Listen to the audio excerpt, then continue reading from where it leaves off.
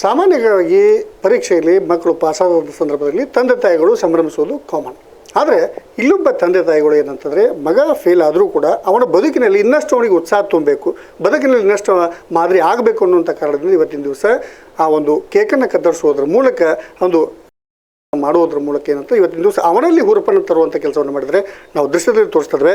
ಬಾಗಲಕೋಟೆಯ ನವನಗರದಲ್ಲಿರ್ತಕ್ಕಂಥ ಏನೊಂದು ಯಲ್ಲಪ್ಪ ಚೋಳಚಗುಡ್ಡವರ ಕುಟುಂಬ ಇದು. ಈ ಕುಟುಂಬದಲ್ಲಿರ್ತಕ್ಕಂಥ ಅಭಿಷೇಕ್ ಅನ್ನುವಂಥ ಹುಡುಗ ಇವತ್ತಿನ ದಿವಸ ಏನಂತಂದರೆ SSLCಯನ್ನು ಓದ್ತಾ ಇದ್ದ.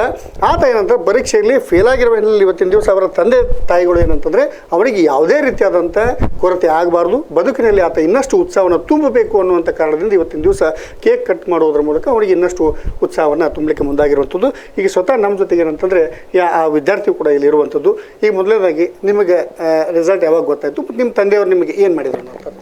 ನಮಗೆ ರಿಸಲ್ಟ್ ಫೇಲ್ ಆಗಿದೆ ಅಂತ ಗೊತ್ತಾಯಿತು. ಅದಕ್ಕೆ ಅಪ್ಪಾರು ಗೊತ್ತಾಯಿತು. ಅಪ್ಪಾರಿಗೆ ಗೊತ್ತಾದ ತಕ್ಷಣ ನನಗೆ ಏನೂ ಬೈಲಿಲ್ಲ. ಒಟ್ಟು ಒಂದು ಏನೂ ಬೈಲಿಲ್ಲ. ಪ್ರತಿಯೊಂದು ತಂದೆ ತಾಯಿಗಳು ಬೈತಾರೆ, ಬಟ್ ನಮ್ಮ ಅಪ್ಪ ಅವರು ನನಗೆ ಬೈಲಿಲ್ಲ, ಹೊಡಿಲಿಲ್ಲ. ಅವರು ಏನು ಮಾಡಿದ್ರು ಅಂದರೆ ನಮಗೆ ಉಲ್ಟಾ ಖುಷಿ ಪಡಿಸುವಂಥ ಕೆಲಸಗಳನ್ನ ಮಾಡಿದರು. ಕೇಕ್ ತಂದರು, ಮತ್ತು ನನಗೆ ಅಂದ್ಕೊಂಡಿದ್ದಿಲ್ಲ ಇಷ್ಟು ನಮ್ಮ ತಂದೆ ತಾಯಿ ಮಾಡ್ತಾರೆ ಅಂತ. ನಮ್ಮಪ್ಪ ಸ್ವತಃ ಹೋಗಿ ಕೇಕನ್ನು 2 kg ಕೇಕ್ ತಂದು ನನಗೆ ಖುಷಿಪಡಿಸಿ, ಇಲ್ಲ ಫೇಲ್ ಆಗೈತಿ ನಡೀತೈತಿ, ಮುಂದೆ ಪಾಸ್ ಹಾಕಿ ಅಂತ ಪ್ರೋತ್ಸಾಹ ತುಂಬಿ ನನ್ನ ಈಗ ಫೇಲ್ ಆಗಿದ್ದೀನಿ ಲೈಫಲ್ಲಿ. ಇದು ಜೀವನದಾಗ ಫೇಲ್ ಆಗಲ್ಲ ನಾನು. ಓಕೆ, ಇದರಲ್ಲಿ ಫೇಲ್ ಆಗಿದ್ದೀನಿ, ಜೀವನದಲ್ಲಿ ಫೇಲ್ ಆಗಲ್ಲ. ಈಗ ನೀವು ಮುಂದೆ ಏನು ಮಾಡೋದು? ಈ ರೀತಿಯಾದಂಥ ನಿಮ್ಮ ತಂದೆ ತಾಯಿಗೆ ನಿಮಗೆ ಪ್ರೋತ್ಸಾಹ ಕೊಟ್ಟಾರ, ನೀವು ಮುಂದೆ ಬದುಕಿನಾಗ ಏನು ಮಾಡ್ತೀವಿ?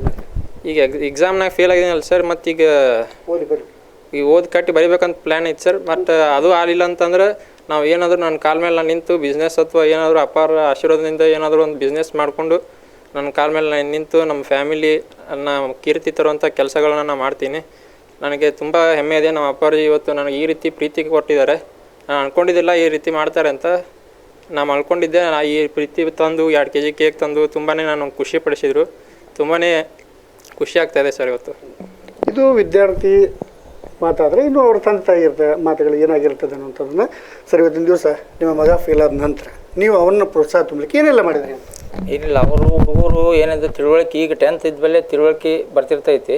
ಅವ್ರು ಏನಾರು ಮಾಡ್ಕೋಬಾರ್ದು. ಇನ್ನು ಫೇಲ್ ಆಗಿ ಒಂದು ವಿಷಯ ಆದರೆ ಏನಾರು ಮಾಡ್ಬೋದು, ಅಷ್ಟು ವಿಷಯ ಫೇಲ್ ಆದಾಗ ಅವ್ರು ಒಂಥರ ಮಾನಸಿಕ ಇದಾಗಿಬಿಡ್ತೈತಿ. ಅದಕ್ಕೆ ನಾವೇನು ಮಾಡಿದ್ವಿ, ಏನಪ್ಪ ಫೇಲ್ ಆದರೆ ಮತ್ತೆ ಕುಂದ್ರಬೋದು, ಮತ್ತೆ ಬರಿಬೋದು, ಯಾಕೆ ಇದು ಮಾಡ್ತಿ, ಅವ್ನಿಗೆ ಸ್ವಲ್ಪ ಧೈರ್ಯ ತುಂಬಿ ಅವ್ನಿಗೆ ಒಂಥರ ಖುಷಿ ಪಡಿಸಿ ಸ್ವಲ್ಪ ಕೇಕ್ ತಿನ್ನಿಸಿದ್ರೆ ಖುಷಿ ಹಾಕೋಣಂತ ಒಂಥರ ಒಂದು ಸೆಲೆಬ್ರೇಟಿ ಮಾಡಿದ್ದೀನಿ ಸರ್. ಅವ್ನಿಗೆ ಖುಷಿ ಪಡಿಸೋ ಸಂಬಂಧ.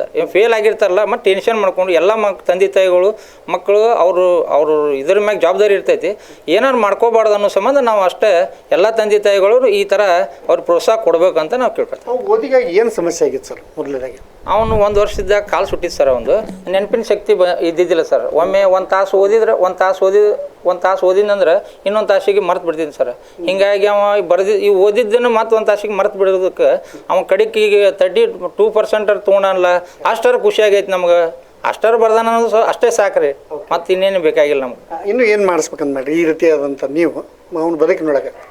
ಅವ ಈಗಂತರೂ ಇಷ್ಟು ಬರ್ದಾನ್ರಿ, ಇನ್ನೊಮ್ಮೆ ಚಾನ್ಸ್ ಕೊಡ್ತೀವಿ, ಬರೋದ ಚಲೋ ಬರಲಿಕ್ಕಂದ್ರೆ ಏನಾರ ಉದ್ಯೋಗನ ನಾವು ಹಚ್ಚಿ ಕೊಡೋಕಂತ ಮಾಡೀವಿ. ಇದು ವಿದ್ಯಾರ್ಥಿ ತಂದೆ ಇರ್ತದೆ, ಎಲ್ಲಪ್ಪರ ಮಾತಾಗಿತ್ತು ಮತ್ತು ಅವ್ರ ಮನೆ ಸದಸ್ಯರು ಕೂಡ ಅವರ ಸಹೋದರಿ ಕೂಡ ಇರುವಂಥದ್ದು. ನೀವೇನು ಹೇಳಕ್ಕೆ ಇಷ್ಟಪಡ್ತಾರೆ? ಅವ SSLC ಮಟ್ಟ ಓದ್ತಾನ ಅನ್ನೋದು ನಮಗೆ ಭರವಸೆ ಇರಲಿಲ್ಲ ರೀ. ಅವ ಬೋರ್ಡ್ ಎಕ್ಸಾಮ್ ಬರೀತಾನ ಅನ್ನೋದು ನಮಗೆ ಇದಿರಲಿಲ್ಲ.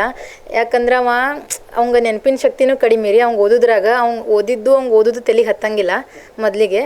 ಆದ ನಂತರ ಚಿಕ್ಕವನಿದ್ದಾಗ 1 ವರ್ಷದವಿದ್ದಾಗ ಅವ್ನ ಕಾಲು ಸುಟ್ಟು ಇದಾಗಿತ್ತು. ಅದ್ರ ಸಂಬಂಧ ನೆನಪಿನ ಶಕ್ತಿನೂ ಕಡಿಮೆ ಆಗಿತ್ತು. ಡಾಕ್ಟರ್ ಸರ್ ಹೇಳಿದ್ರು ಇವಂಗೆ ಮೆಮ್ರಿ ಪವರ್ ಬರಂಗಿಲ್ಲ ಅಂತ. ಆದರೂ ಇಷ್ಟರ ಬಂದೈತಲ್ಲ, ಅವ 200 ಅಂಕಗಳನ್ನಾದರೂ ಗಳಿಸಿದಾನಲ್ಲ ಅನ್ನೋದು ಅಂತ ನಮ್ಗೆ ಹೆಮ್ಮೆ ಇದೆ. ಅವ ಬೋರ್ಡ್ ಎಕ್ಸಾಮ್ ಬರೀತಾನೋ ಇಲ್ಲ ಅನ್ನೋದು ನಮಗೆ ಭರವಸೆ ಇರಲಿಲ್ಲ. ಬರೋದು ಅವ್ನ ಧೈರ್ಯದಿಂದ ಬರೋದು ಅವ 200 ಅಂಕಗಳನ್ನು ಆದರೂ ಗಳಿಸಿದಾನಲ್ಲ, 32% ಆದರೂ ಮಾಡಿದಾನಲ್ಲ ಅನ್ನೋದು ನಮಗೆ ಹೆಮ್ಮೆ ಇದೆ ಸರ್.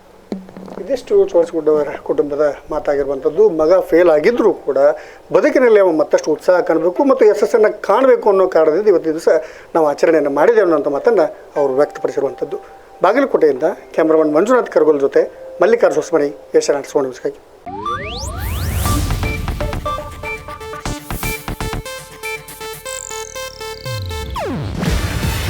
ಇದು ಏಷ್ಯಾನೆಟ್ ನ್ಯೂಸ್ ನೆಟ್ವರ್ಕ್ ಪ್ರಸ್ತುತಿ.